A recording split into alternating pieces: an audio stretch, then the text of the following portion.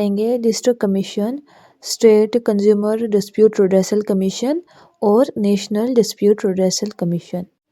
First of all हम पढ़ेंगे district commission. Meaning and purpose पढ़ेंगे इसका। The jurisdiction clause determine the authority of a district commission to hear and decide consumer disputes. It ensures that consumer grievances are dealt with at the appropriate level based on the value of the transactions and place of occurrence. मतलब district commission के पास power है कि वो hair और decide कर सकता है consumer dispute. Type of jurisdiction की बात करें तो मतलब डिस्ट्रिक्ट कमीशन के पास कौन कौन से पावर हैं। पहली है pecuniary jurisdiction. As per section 34 class 1 the district commission can hear cases where the value of goods और service paid in consideration does not exceed 1 crore. मतलब जहाँ पे गुड्स और सर्विस की वैल्यू 1 करोड़ तक होगी वो सारे केसेस डिस्ट्रिक्ट कमीशन हैंडल कर सकता है। द सेंट्रल गवर्नमेंट में by notification change this limit when necessary. और जो सेंट्रल गवर्नमेंट है वो इस लिमिट को कभी भी चेंज कर सकती है जब भी ज़रूरत पड़ेगी।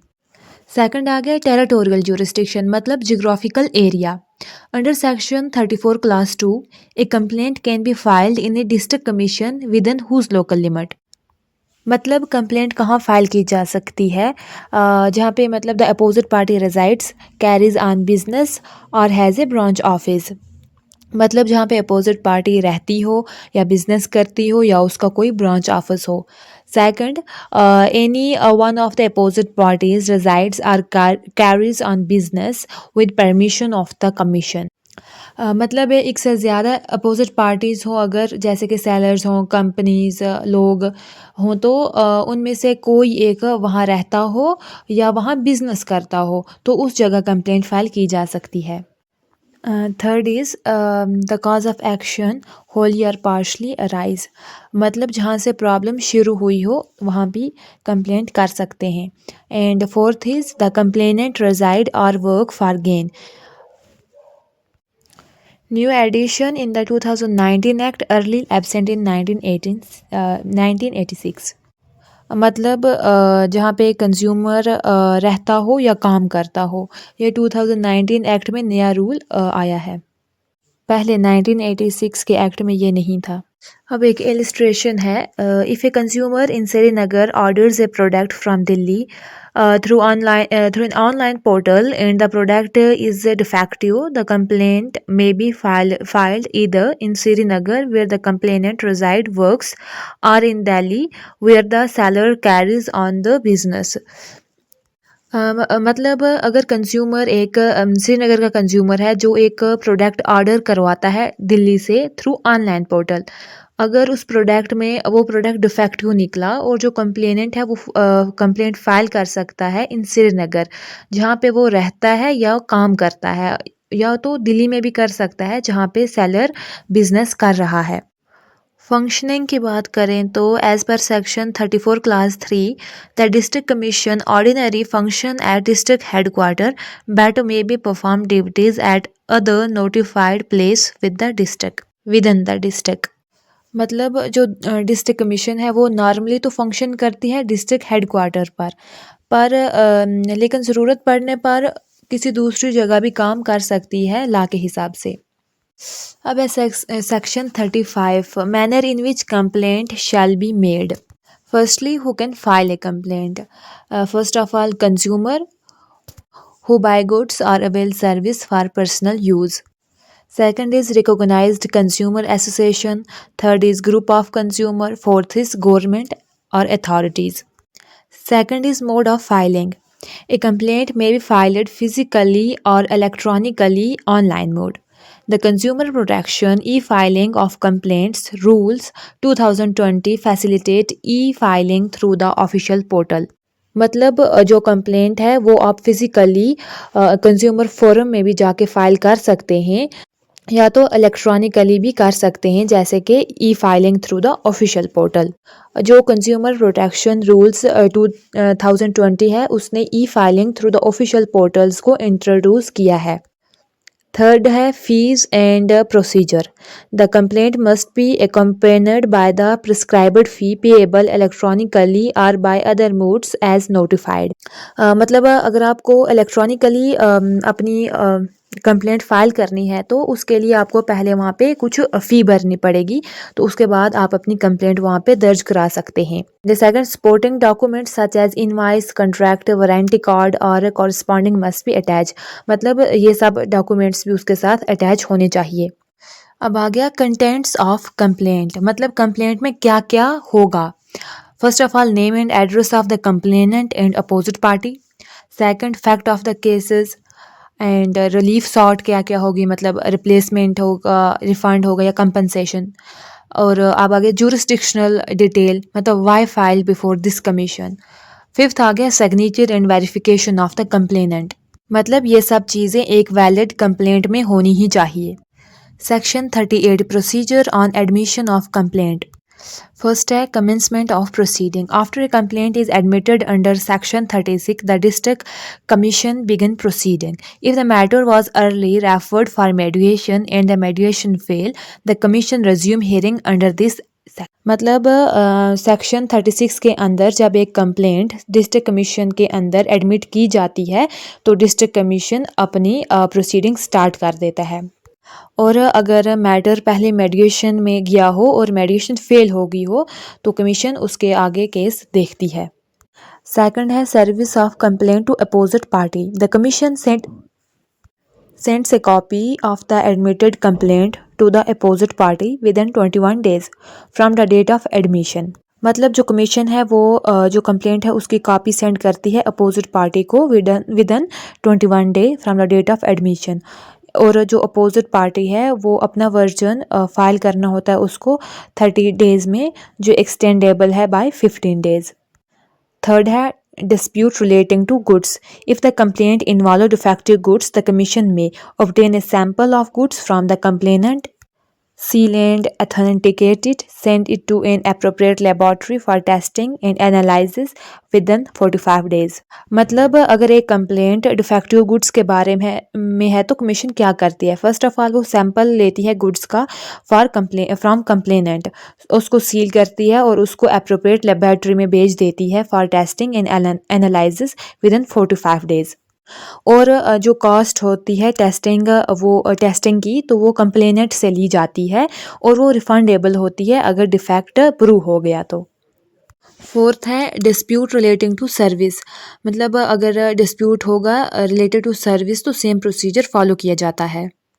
Fifth, ex party proceeding. If the opposite party fails to respond the commission may decide the case ex party based on available evidence. अगर अपोजिट पार्टी फेल हो जाती है रिस्पॉन्ड देने में तो कमीशन क्या करती है, अगर वैसा ही केस पास्ट में आया होगा तो उसी के बेसिस पर इस केस को भी डिसाइड कर देती है। सिक्स्थ है evidence and hearing. Proceeding are based on affidavit and documentary evidence, मतलब जो प्रोसीडिंग होती है वो एफिडेविट्स और डॉक्यूमेंट्री एविडेंस के बेस्ड होती है। और ऑरल हियरिंग्स और वीडियो कॉन्फ्रेंस में बी अलाउड और फॉर स्पेशल रीज़न, मतलब ऑरल हियरिंग भी हो सकती है और वीडियो कॉन्फ्रेंस भी हो सकती है स्पेशल रीजंस के तहत पर। सेवंथ है time limit for disposal. Complaint should be disposed of within 3 months if testing analysing not required, 5 months if testing analysis is needed. मतलब 3 मंथ को केस को बंद किया जाता है अगर टेस्टिंग और एनालिसिस रिक्वायर्ड नहीं होती, पर 5 मंथ्स में बंद किया जाता है अगर टेस्टिंग एनालाइजिंग मतलब नीड होती है उसकी। सो अब हम पढ़ेंगे state consumer dispute redressal commission. पहले पढ़ेंगे इसका एस्टेब्लिशमेंट जो कि आता है सेक्शन 42 में। The State Consumer Dispute Redressal Commission, State Commission, is established by the state government under Section 42 of the Consumer Protection Act 2019।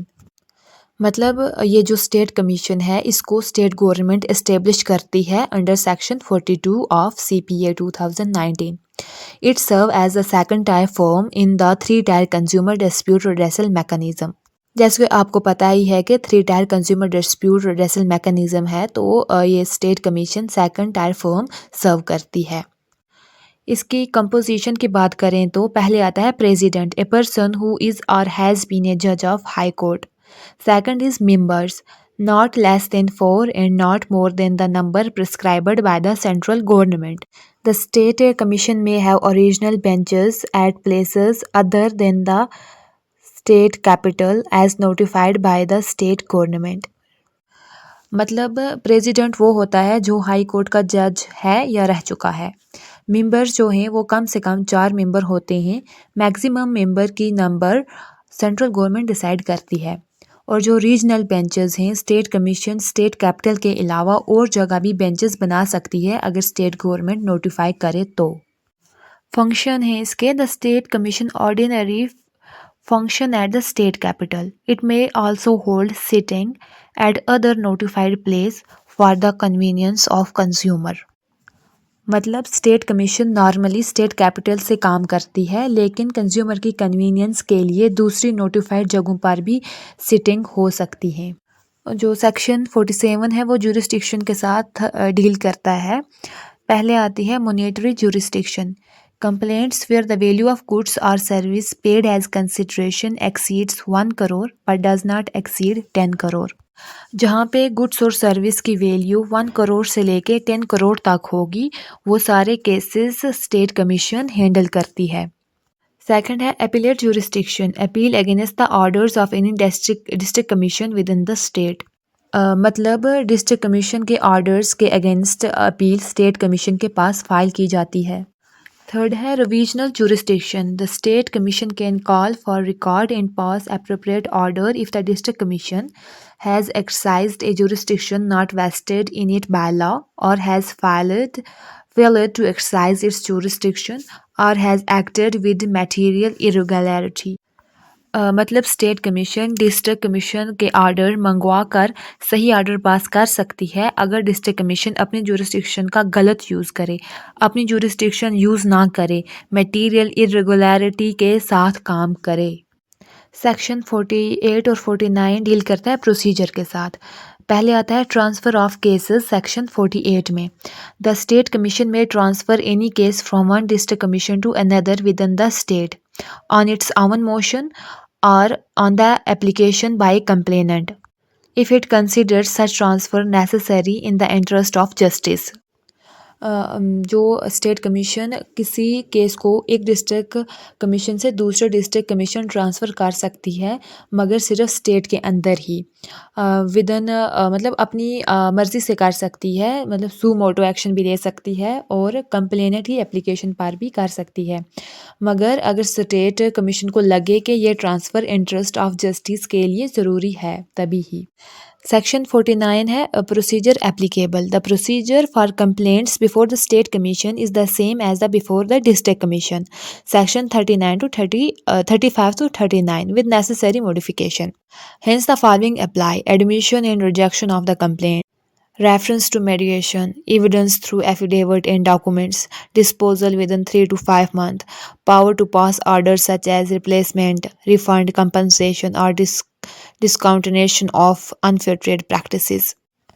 मतलब जो स्टेट कमीशन में कंप्लेंट का प्रोसीजर डिस्ट्रिक्ट कमीशन जैसा ही होता है, बस थोड़ी मॉडिफिकेशन के साथ, इसलिए ये सब अप्लाई होता है। जैसे कि पहले कंप्लेंट का एडमिशन या रिजेक्शन, मेडिएशन के लिए रेफरेंस, एविडेंस एफिडेविट और डॉक्यूमेंट्स के थ्रू, जैसे कि केस का 3 to 5 मंथ में डिस्पोजल, ऑर्डर जैसे रिप्लेसमेंट, रिफंड, कंपनसेशन या अनफेयर ट्रेड प्रैक्टिस बंद करवाना। सेक्शन 49 क्लास 2 में एडिशनल प्रोविजन है, जैसे कि empower the state commission to declare any term of contract which is unfair to any consumer as null और वाइड। मतलब स्टेट कमीशन के पास पावर है कि किसी भी अनफेयर कॉन्ट्रैक्ट टर्म्स को कंज्यूमर के लिए नल एंड वाइड डिक्लेयर कर सकती है। सो अब पढ़ेंगे national consumer dispute redressal commission.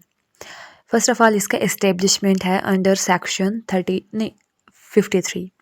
So the National Consumer Dispute Redressal Commission is established by the central government under the section 53 of the Consumer Protection Act 2019। मतलब ये जो नेशनल कमीशन है इसको सेंट्रल गवर्नमेंट ने एस्टेब्लिश किया है under section 53 of the CPA 2019। अब है इसकी कंपोजिशन। पहले president, a person who is और हैज़ बीन ए जज of supreme court. Second, members not less than 4 and not more than such number as may be prescribed. Benches, the National Commission may constitute benches comprising the president and one or more member as deemed fit. मतलब president वो होता है जो supreme court का जज है या रह चुका है. मेंबर्स कम से कम 4 मेंबर्स होंगे या ज़्यादा से ज़्यादा उतने होंगे जितने प्रेस्क्राइब्ड किए जाएंगे. और बेंचेस, नेशनल कमीशन बेंचेस बना सकती है जिसमें प्रेसिडेंट और एक से ज़्यादा मेंबर्स हो सकते हैं. Headquarters, the national commission is located at new Delhi. Though it may hold sitting or established regional benches as notified by the central government. मतलब नेशनल कमीशन का हेड क्वार्टर न्यू दिल्ली में होता है, लेकिन ये रीजनल बेंचेस भी इस्टेब्लिश कर सकती है जैसे सेंट्रल गवर्नमेंट नोटिफाई करे. जुरिस्डिक्शन सेक्शन 58 में आती है. फर्स्ट है original jurisdiction. To entertain complaints where the value of goods or service paid as consideration exceeds 10 crore. मतलब जहाँ पे गुड्स और सर्विस की वैल्यू 10 करोड़ से ऊपर होगी वो सारे केस नेशनल कमीशन डील करेगी उनके साथ. सेकंड है appellate jurisdiction, to hear appeals against orders of any state commission. मतलब स्टेट कमीशन के ऑर्डर्स के अगेंस्ट अपील नेशनल कमीशन के पास फाइल की जाती है. Revisional jurisdiction, the national commission may call for record and pass appropriate order if the state commission has exercised jurisdiction not vested in it by law or failed to exercise its jurisdiction or acted with material irregularity. मतलब national commission state commission का order मंगवा सकती है और appropriate order pass कर सकती है अगर स्टेट कमीशन अपनी जुरिस्डिक्शन का गलत यूज़ करे, अपनी जुरिस्डिक्शन यूज़ ना करे, मटेरियल इरेगुलरिटी के साथ काम करे तो. Powers, all powers vested in civil court under the Code of Civil Procedure 1908 such as summoning witnesses, receiving evidence extra. मतलब नेशनल कमीशन के पास सिविल कोर्ट वाली सभी पावर होती हैं कोड ऑफ सिविल प्रोसीजर 1908 के अंडर, जैसे विटनेसेस को बुलाना, एविडेंस लेना extra. May transfer complaint from one state commission to another, section 59. मतलब नेशनल कमीशन कंप्लेंट्स को एक स्टेट कमीशन से दूसरी स्टेट कमीशन ट्रांसफ़र कर सकती है.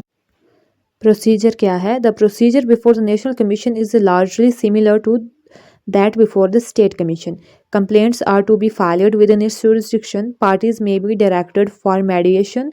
Proceedings are conducted by the president and at least one member. Order are passed by majority opinion. Disposal should be within a reasonable period, preferably 19 to 150 days. मतलब national commission का procedure same state commission जैसा ही होता है. मतलब complaints अपनी jurisdiction के अंदर file होती हैं, पार्टीज़ को मेडिएशन के लिए भेजा जा सकता है.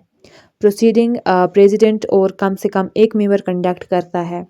ऑर्डर मेजॉरिटी ओपिनियन से पास होते हैं. केस का डिस्पोजल रीजनेबल टाइम में होता है, जैसे कि 19 to 150 डे तक. सेक्शन 67 है appeal to supreme court. Any person aggrieved by any order of the national commission may appeal to the supreme court within 30 days from the date of the order.